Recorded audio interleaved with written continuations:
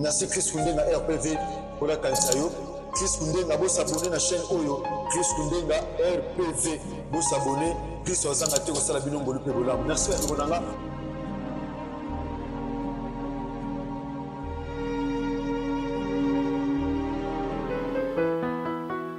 Les cris des orphelins et de veuves.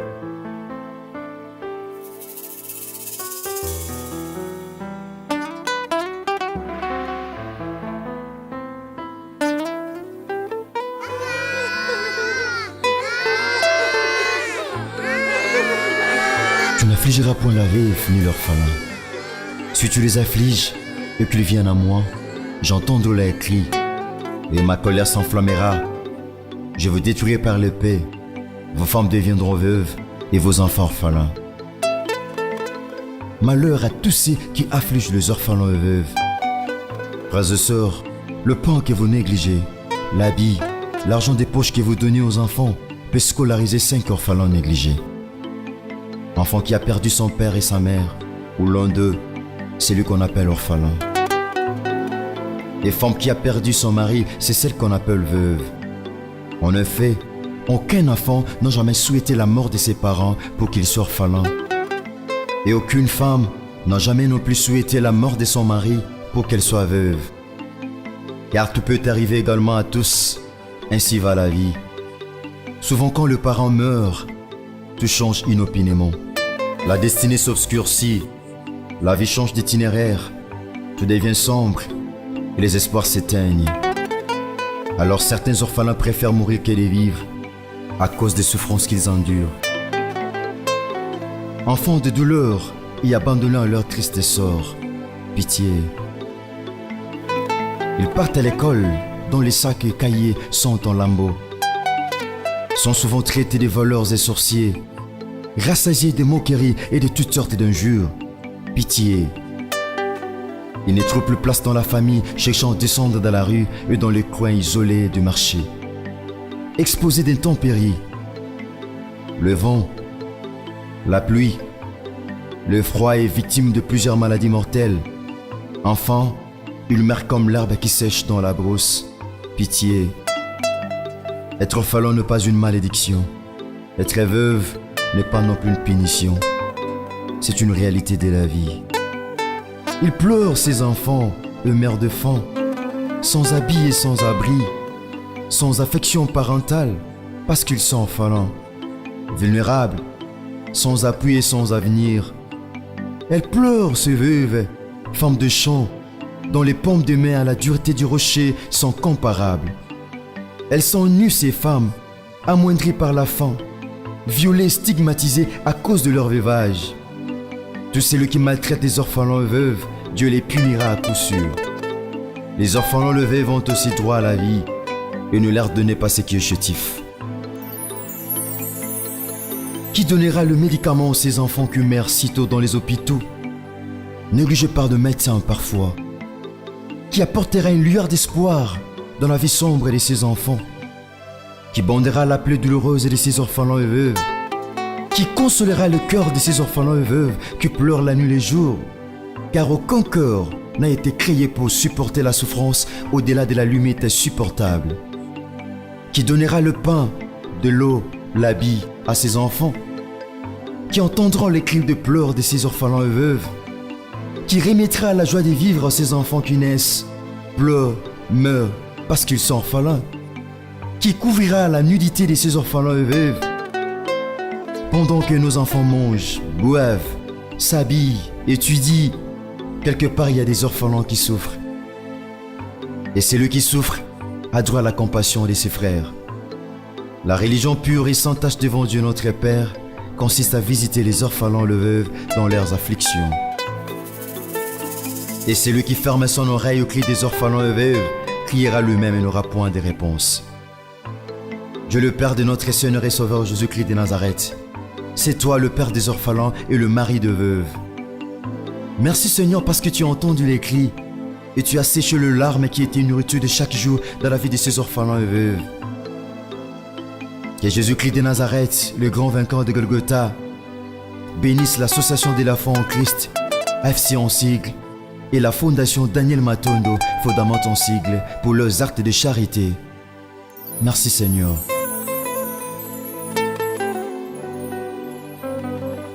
Les orphelins le veuve dans leurs afflictions. Et c'est lui qui ferme Merci son... Mbote Nabiso. Tokobete la kolo mabo makasi.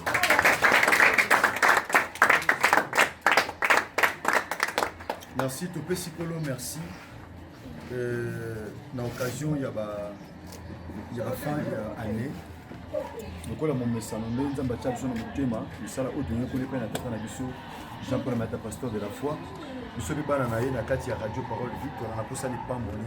Bien que na kati église pe to kabula ba orphelin. Les orphelins bazaka na église ailleurs pe bazali.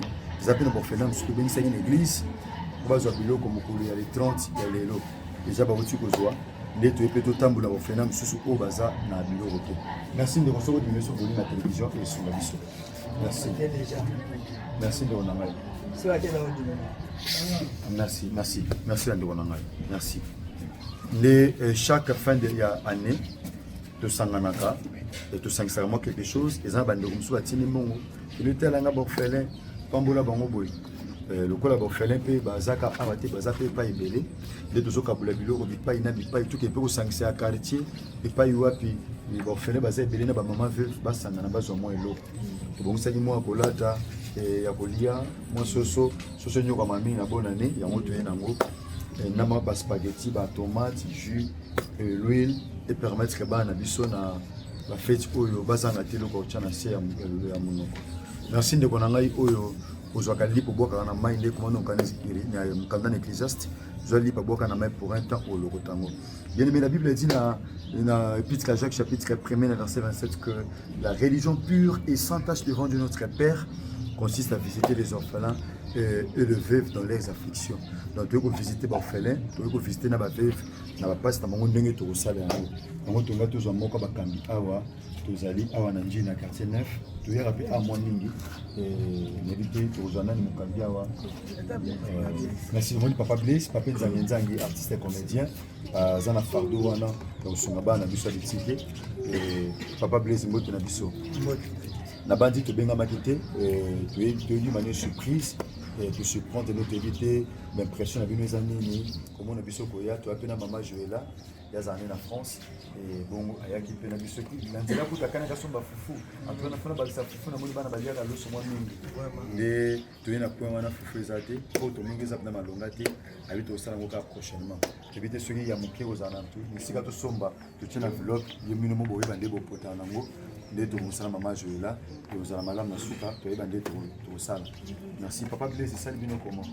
Merci beaucoup Yambo Penza biso tozali centre d'hébergement des enfants démunis dans mon cousset to benyango shed. Donc bana bozali komona bazali bana o biso tozali ko encadrer.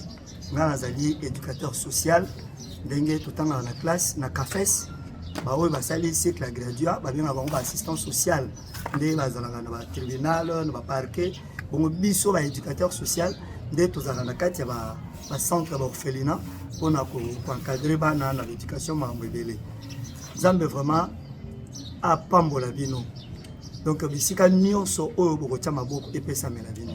O nyonso boko senga ndenge mwa lobi o to senga na kondima epesa mela bino.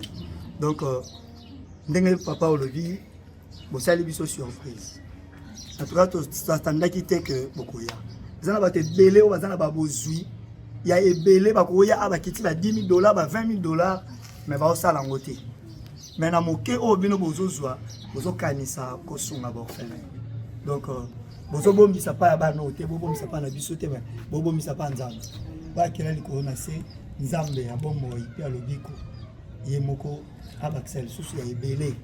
Donc na kombo ya centre na biso shed to toni bino ma botondi. Comment il est biso. Et c'est me toni biso makasi. La festivité oyo biso tozui to éviter est-ce que bino pe bozui tika soki bino bozwani te nzamba pesa bino ko leko bino ko pesa biso. Ah papa Blaise toza fina na sengo et songa ko pesa le kaya ozo nde makomi biso joie ya ko la joie de donner est plus que joie ya ko recevoir. Donc c'est ça. Merci to comme na biso na suka tout à pe bando susu to na to telemisa moko bano na moni Il y a Moubali.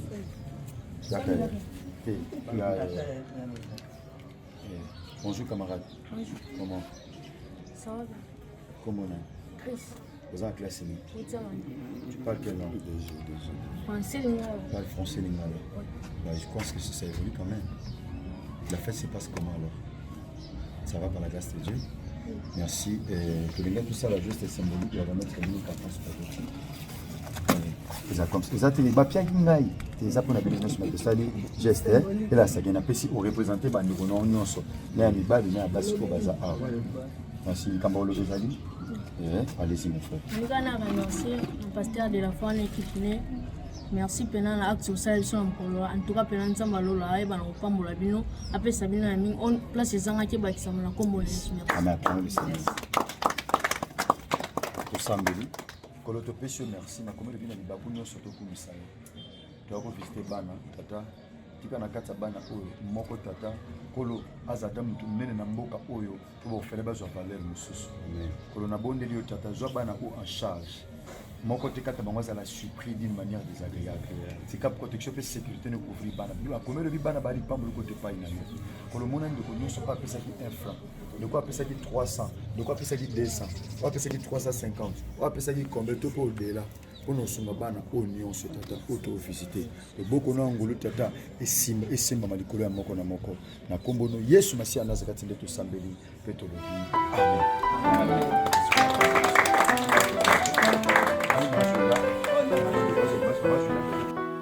Les cris des orphelins et de veuves.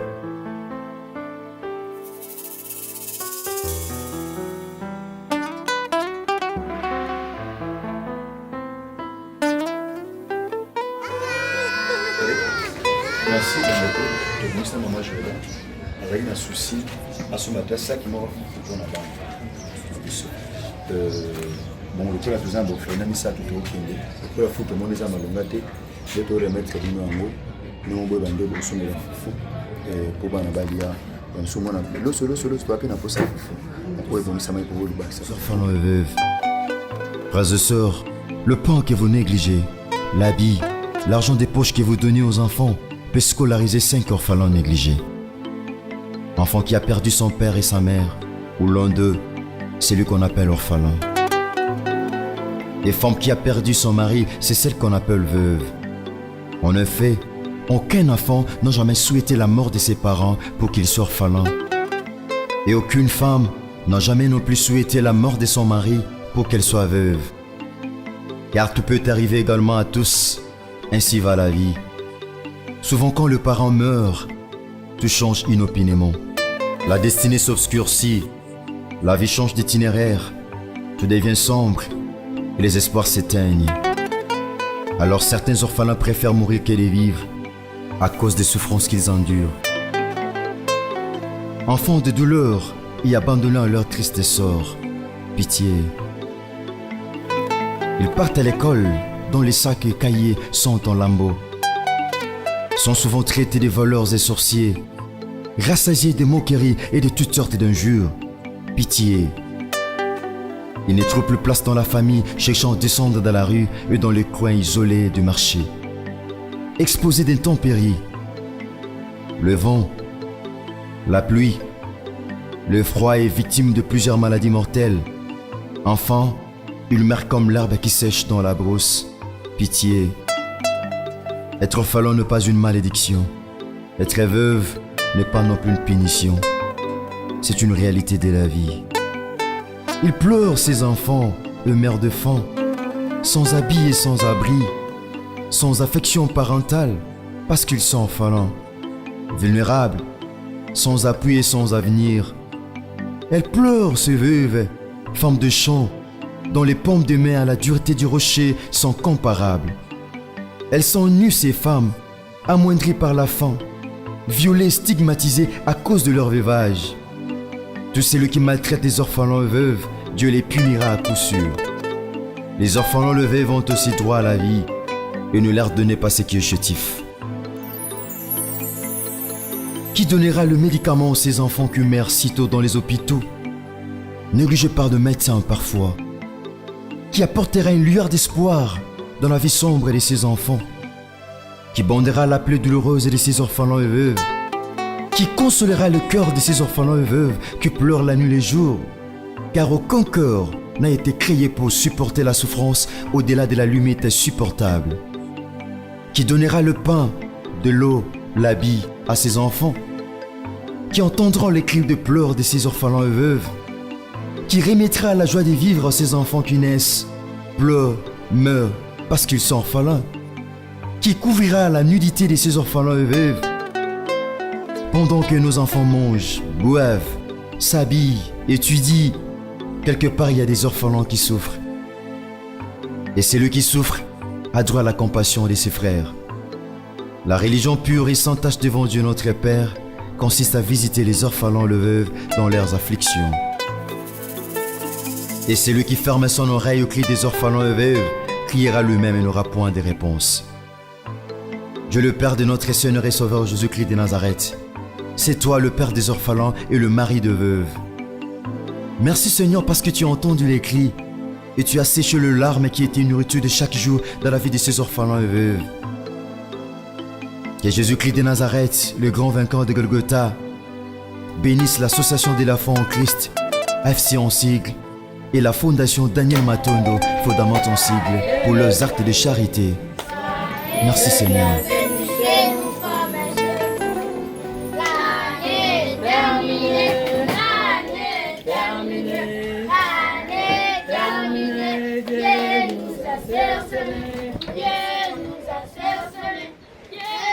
Merci. Bonjour. Bonjour. Je pense que Kimi Ezali, maman. Kimi Ali, papa. Ouais, gloire à Dieu. Gloire à Zolokumu. Azon Kembo Pema San Joli. Et Nabandi, seulement Nikolo. Mais Yesu Masi à Nazareth, Nabolimo Pema Wanaye.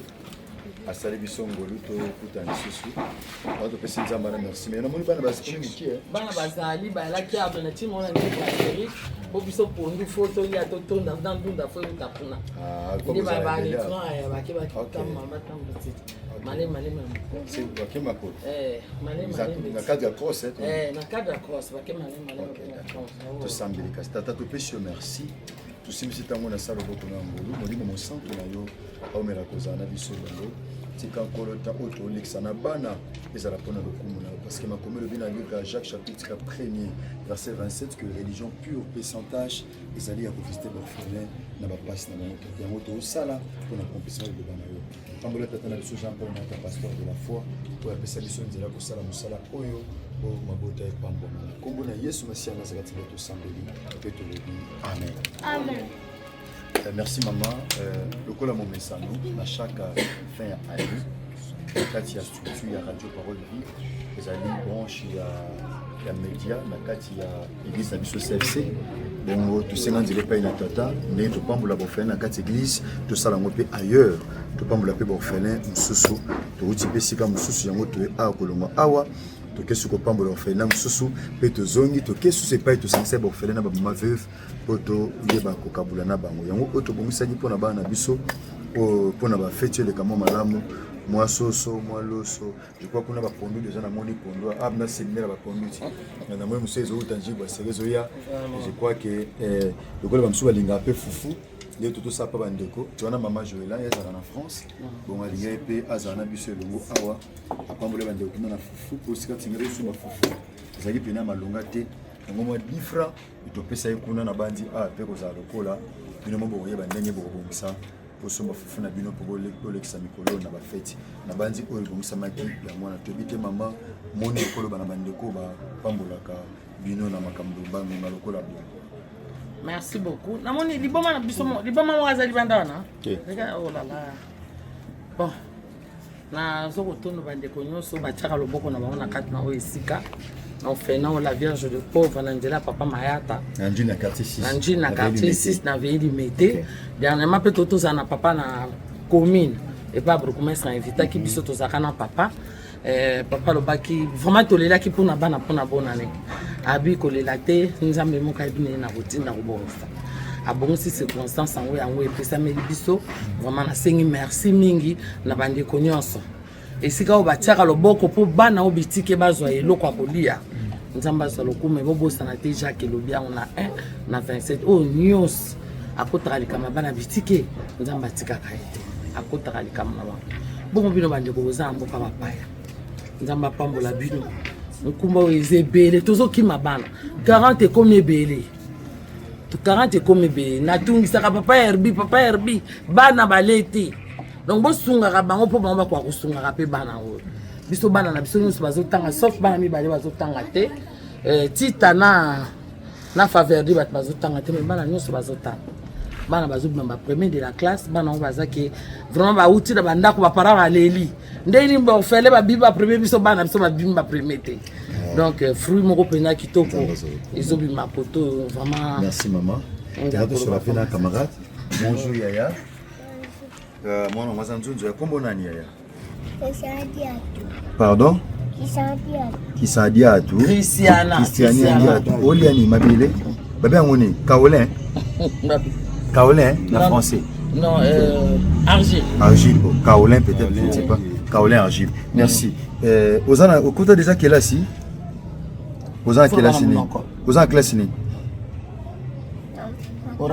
Ozana maternelle Baba Yom te met la première de la classe il camte casse bon Yaya bonjour camarade comment on nani nani oracle de l'éternel ok du kernel oracle de l'éternel il y a bien ok du kernel ah ok du kernel qui les a dit ça va merci tu es côté la bino tout comme le moi kolia ne komela kolo sur ma sienne à kantabino abattre la pas bomba bino bongo to sale lembo ya kopesa moi eloko Yaya aux yeux lembo kaka ba ma ba minde ba bombise ok du kernel ok du kernel oye yango sikoyo mbongo ko laksa mbongo na miso bato za kitoko te singa za enveloppe mama bon 50 na enveloppe o bo somba sac ya fufu merci pour na bana bazwa ya kolia merci pour les sumasia na zakat abonga na kabili pour tout ça pour na bana oyo peur faina o la vierge des pauvres recommandé par encadreur na bana entre 4 cm tika protection et sécurité ne couvrir libota au monene tata pour le soko sala ngolo parmi bana oyo même ba konti tam samboka oyo na mutema malamu so ba kobimata parmi bana oyo kuma sanga tozo ni pai na to pe ba sali na ko ba kotele makono ko mema mitema ba to pai na yo pe ko banga o tata kuma sanga tozo ni pai na yo bongo na kombo no Yesu Masia Nazareth de ko to sambeli pe to lobi amen amen merci beaucoup soyez bénis merci beaucoup Au revoir, au revoir. Au revoir. Au revoir.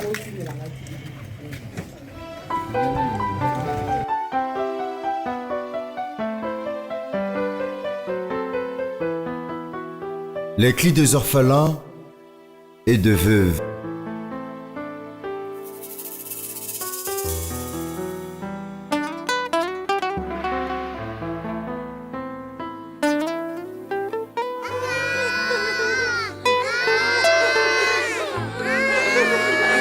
Tu n'affligeras point la veuve ni l'orphelin. Si tu les affliges et qu'ils viennent à moi, j'entendrai les cris et ma colère s'enflammera. Je vous détruirai par l'épée. Vos femmes deviendront veuves et vos enfants orphelins. Malheur à tous ceux qui affligent les orphelins et veuves. Frères et sœurs, le pain que vous négligez, l'habit, l'argent des poches que vous donnez aux enfants peut scolariser 5 orphelins négligés.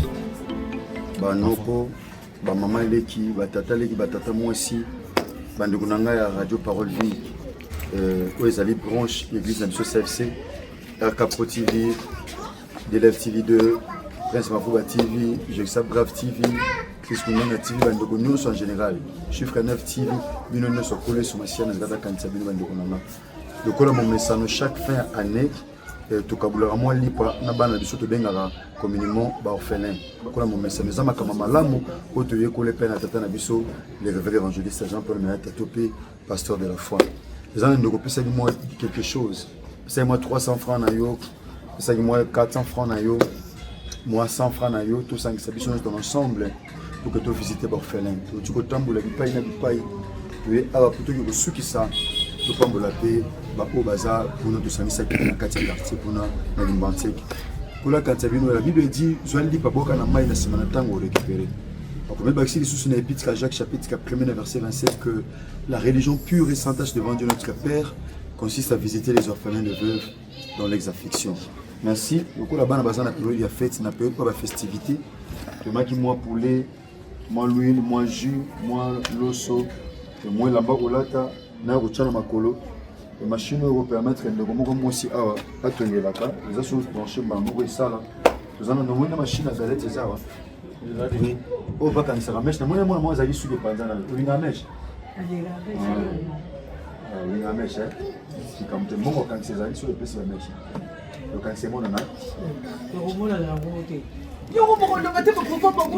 likamute kasikolo abatela biso tokosambela tata topesi yo merci mpona raconte oyo tosimisi yango entre de sentiment na kombono yesu masi ya nazareth nzambe moko ya solo mpe ya bomoi tondimela nde tobondeli mpe tolobi amen.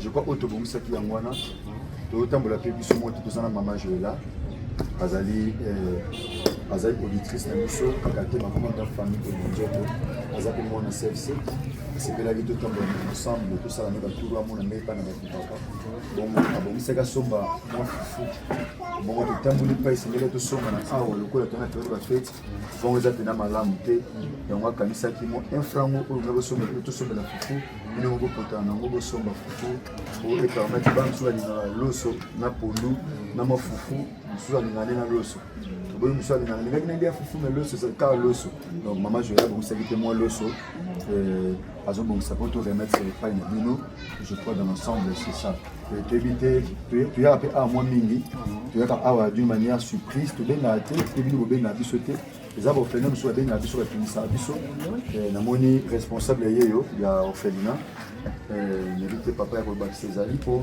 à chaque fois tosuti nto ndoko ya ntongo ozalaki de l'autre côté tondo okutana te tosante lokola etumisa bino mbaleleki nde lelo nzambe asali songolu tokutana toyebi te impression na bino ezala nini par rapport à mokumba oyo epesami na bino. L'impression est tellement positive de voir que ngai nakovanda wana lobi ata ezangaki me baperiode oyo namonaka bino kaka na mpe soki naza te nakaka sange bato ya papa de la fone bayebisaka ngai balekaki na sange.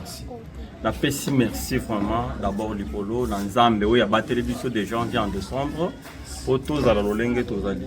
Napesi merci na motu nyonso oyo abwaki lipa na ye na contribution ya activité oyo nzambe na bomoi ya mona ye. Nzambe apambolela ngai vraiment évangéliste de la foi na mokumba oyo amemi parce que na se ya makambo wana nde oyo ebotami. Nzambe na ngai abatela ye asali ngulu nzambe asunga biso tozwa pe santé malamu vraiment makambo ya bomoi mpe ya kini osala.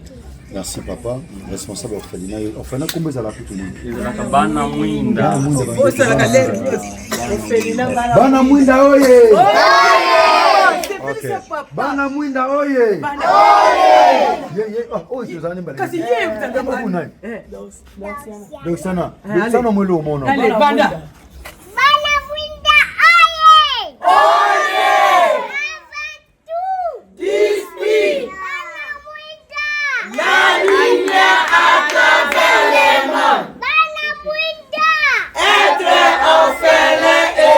Circonstances de la vie, avec les partenaires, nous serons utiles dans la société. Avec Dieu, nous serons des espoirs. Ça va? Ah, donc ça. Maboko, le baka. Donc ça. Le prise avec des partenaires, nous serons utiles. Avec Jésus-Christ de Nazareth, avec Dieu, nous serons utiles dans la société. Parce que ma partenaire était comme ça, utile dans la société, mais c'est Jésus-Christ de Nazareth qui fera en sorte que nous devenions utiles dans la société, n'est-ce pas? Oui. On va passer à Zolo, on va mission à l'Obaki. Nous, on a été dans mission à toi. Maman, je vais la préciser en France. Voilà, on a senti déjà. L'opposo, il pense.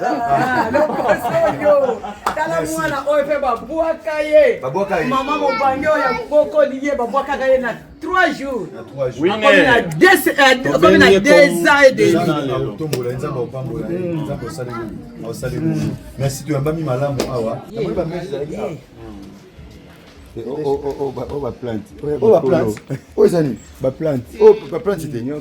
Moi je l'appelle ça bien mon bon oyo bokangela mona suki Pesa biso ba mama batute yebi ndenge bakangela bana suki. Okanga suki mama. Oh na pesa. Kanga maboko ekai to balabala. Na tuna ye. Ba okanga nani ba oyo.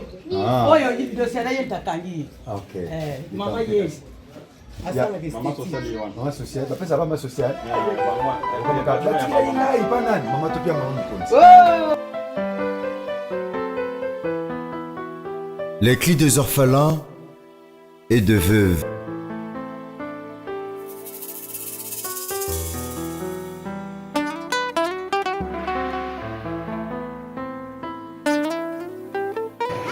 Mbote na biso. Epesi nzambe ya solo pe ya bomo Yesu Masiya ya Nazareth. Nzambe moko tondimela topesi un grand merci. Pona libako epesameli biso ya osangana so na mokolo lelo na occasion ya ba festivité ya fin ya année. Po tobenga communément bonne année. Topesi kolo merci pourquoi? Parce que abateli biso ko banda le 1er janvier 2025 kino mokolo lelo le 30 décembre 2025. Tuskali na mokolo ka ya lobby. Tuskali na mokolo lobby potokota 2026. Akome lobby bomo ya mutu ya o asimbi te na ya pema. C'est vrai to kabula moi loso, to kabula moi soso. Moi jipe akomela ba ope ba kokanango mwelamba kolata pe kokokai. Po pa ozata ezali bakute pona ye. To baka merci pa na nzambe. Merci ndeko liki na tambulaki pourquoi tokopesa ba mama veuve nyonso te parce que ba makoki eza limité tokoka te kolesa ba orphelin nyonso mais totambulaki na ba orphelinat toti na 3 orphelinats totambuli tokabuli mo eloko ndambu po tolia pourquoi parce que eza nde moi pesaki moi 400 francs na ye moi 300 francs na ye moi 200 francs moi 10 francs na ye tout ça ça peut permettre que comme la bino et pas iwa besoin moi ce suis ali awa tokisa na bandi fete eza mokolo moko ya lobi wana ko ya soit tu tiens un congélateur, soit tu te ici et peut permettre que mon collabore année aux ans à Kodia. Mais il y a motu ya makas ko lika poza la reconnaissance pas nzamba pesi biso paiement. Les gens ba o congélateur tonda na biloko meke. Ne ba ko lia motu parce que santé e ko lia soso wana na kata frigo, tu peux na kata congélateur et ya kebe. Donc le ko la nzamba pesi biso makasi to pesa nzambe merci. To ko kanga misto sambela. Zambe malamu Zambe malamu, zambe malamu, malamu. Yemba zambe malamu, zambe malamu, zambe malamu, malamu. Tosambeli kolo Yesu Masiya Nazareth. Nzambo konzaka likolo na nyonso. Likolo ba wapi ba bazana bomo. Konzaka na zamba na cimetière pe na mai. Plus encore na sia mabele ozo konza. To pesi merci. Nzambo simbaki mitema bandeko ya kosangisa quelque chose pe comme la bandeko ba mama veuve na bandeko na biso bazwami o tamusu ba kufila tata musuka kufila mama musuka kufila na tata na mama to sangani kolomona mungonga oyo ndeko nyonso azwi 10 francs na ye tata kolo asangisi po bano bandeko balia batata bamama na bano balia tata kanisa bango tosimbisi ntango on traite sentiment molimo nyonso ezokonfese nkembo no te kati na biso eza mosika na nguya oyo epesamela biso na misala ekolusu ya Yesu Masiya ya Nazareth na ramener toute pensée captive na obéissance à l'œuvre de la croix na kombo na Yesu Masiya ya Nazareth nde tosambeli mpe tolobi amen. Merci pour le kombo Nananga batopesi merci et puis na tata na biso ya molimo le révérend évangéliste Jean-Paul Meta pasteur de la foi nzamba simbaki mutema na pesa biso nzela ya kosangisa bino tozalaki déjà l'église topesi ba mama veuve ya église ba orphelin église na ba orphelinat mususu bayaki tozwa biloko nde mpe totosala ba orphelinat mususu po biso mpe awa tosangana epai tozwa miya na kimbontseki awa na quartier salonga tika kolo akanisaka pambola yo je crois bandeko bazawa bokabula mwa mungwa moi eloko je crois que eloko ekomela yo epai wapi ozwa mi mpona pambola bino tonga tozwa mama veve moko tosola na ye ata quelques secondes kaka tozwi mpe na orphelin moko toyebi te Boris Pandi notre réalisateur soki topona mwana nini ya rais topona nani yaka nayebi te basi ça va topaoli minelo namona bafumba otuta eponu se kuna fete bandi déjà nana tuta kopondu mama obelani bela kolokoto ekena aussi là bakekango na pondu ndeka na simbi mpe yesu masiya nazalata mpe solo bino amen donc guérison ezala transmise na nkombo na yesu masiya nazareth merci nkombo no naye soraya wana classe ni 4e kovanda wapi na lumbanjing numéro combien numéro 5 ok mosika te quelque part ouais ok merci donc toyi tozwa mwa soso mwa nini okoloba nini mpona bandeko tosangisa bango po basangisaki quelque chose po soso ekomela bino na loso okoloba nini mpona bango tala kasi bango boye bango mono tende otelo nyonso tala bango wapi bayoki malamu te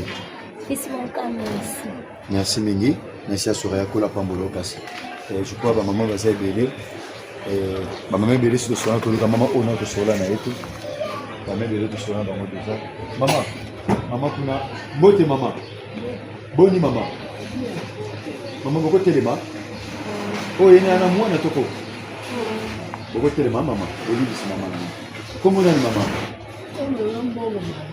mama mbongo mari mbongo oyo ala oyo argent todo mpe mama lar mari mama mbongo mari mama oza age boni obosani bambula obosani papa tika oyo na mbula boni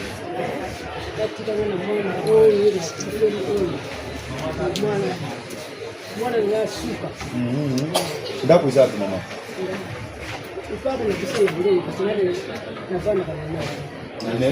mama mbongo mari kosala mosala nini kosala kwa mpona ono ezala kitoko ndeti ya malina aza ok yo ndolakisa ikope merci mama mbongo ye mama ya malina ye mama ya malina kolo aza lokumu mama mbongo mari oteka likolo osomba likolo to saki so wana fond saki kongo osomba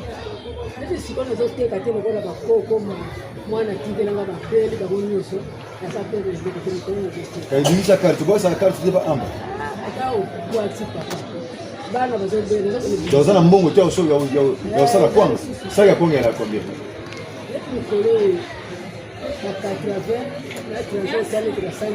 basana ndambu donc saka kwanga ndeti sana ndambu ndeti 100 000 francs donc 100 000 francs eza lokola $50 atoloba na batransport donc $50 donc $60 na transport donc $60 mbala moko ntango toyisa bafeti kokema mo bandi kope na kwanga ok kola zo lokumu twana mama moko balinga apesa bino mbote donc maman avec $60 bandi kope akwanga merci kola zo lokumu toi maman alinga pesa bino mbote ajantia nanga anga pesa bino ka mbote afamba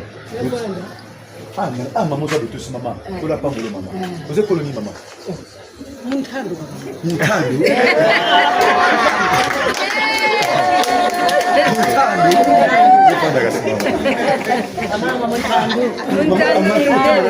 nafanda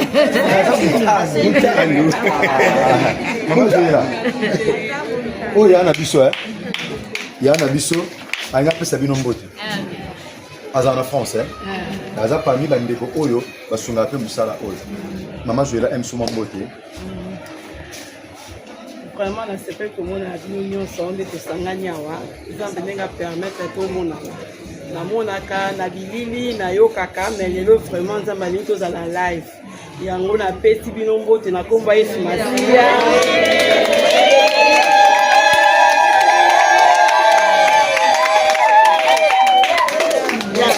merci oyo akanisa bino asala ndongolo mpe kolamu tolingi toleka na kokabula biloko oyo tosala geste symbolique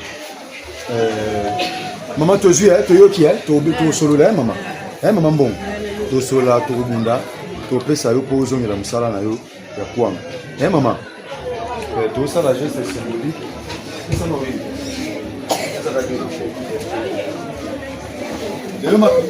lelo makambo to naki na molangi na nga batyelanga lui na molangi okei nango so apesi yo molangi kuya mwana ngo toaleni ya yo nasali geste symbolique boza na nani baki yo moko oyo deja ya bino mama oyo mpe deja ya bino oyo deja ya bino oyo deja ya bino nasala geste symbolique Bunda buleng. Aise kama kule tuzwa kala nyusi ya nemo kwa. Oyo ndio bino Oya mambo. Mambo. Joie. Spaghetti ici.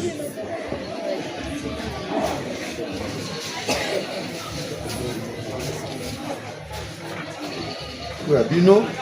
Oya bino. Mama mbongo.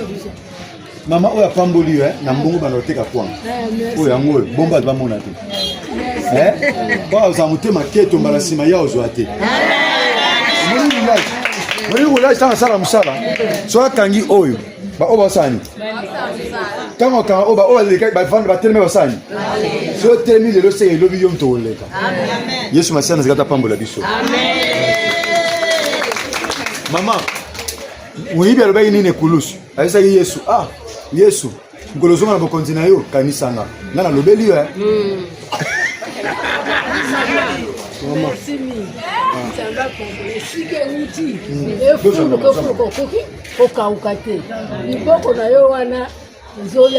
Je reçois cette parole au nom de Jésus-Christ de Nazareth. Amen. Merci. Bon, merci pour ça, Moussale. Maman Bongo, ça déjà. Na spaghetti na ye, ana l'huile na ye, ana le jus na ye, ndio kwa sababu ya baba. So gaya pasa na spaghetti, l'huile na le jus. Merci pour la pambola biso. Wewe ndio kwa sababu msala kasi. Merci Chris Kunde na RPV pour la kanisa yo. Chris Kunde na bo s'abonner na chaîne oyo. Chris Kunde na RPV bo s'abonner. Chris ozanga te ko sala bino ngolu pe bola. Merci à vous.